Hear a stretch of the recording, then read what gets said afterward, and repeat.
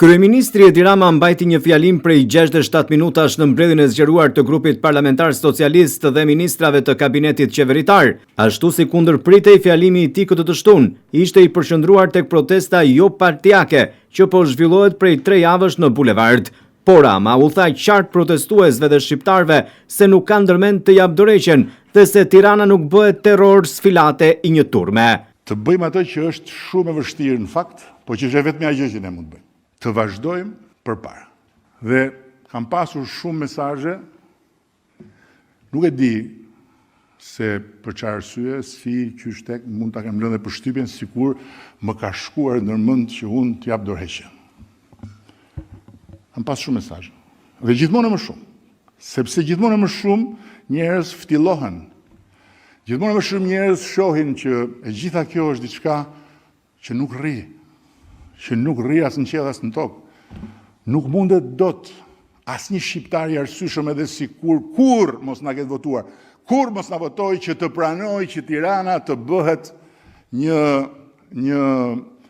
territor sfilate për një turm që shkon të bllokojë aeroportin.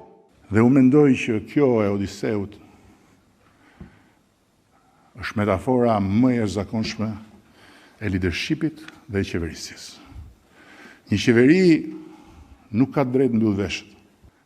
Nuk ndërtohet një shtet si ai që ne po ndërtojmë dhe nuk çohet deri në fund një mision historik si ky që na ra ne ta mbartim për ta bërë Shqipërinë vend antar të Bashkimit Evropian.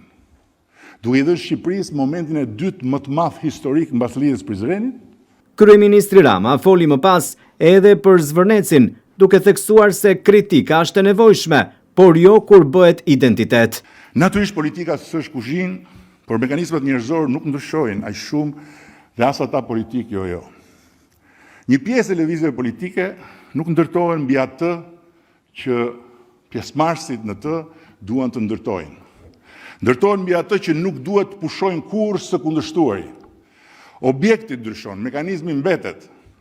Sot është një projekt, nesër është një ligj, pas nesër është një ministër, më pas është një kryetar bashkie, pastaj vjen një ambasador, pastaj një kompani, pastaj një aleancë, pastaj një roje apo një polic i dehur, pastaj një zonë e mbrojtur, pastaj del dhe një zog. Nuk ka fare rëndësi objekti. Rëndësi ka që motorit mos fiket dhe zhurma e tij mos pushojë. Sepse në çastin kur kundërshtimi pushon, identiteti s'ka më lëndë djegëse.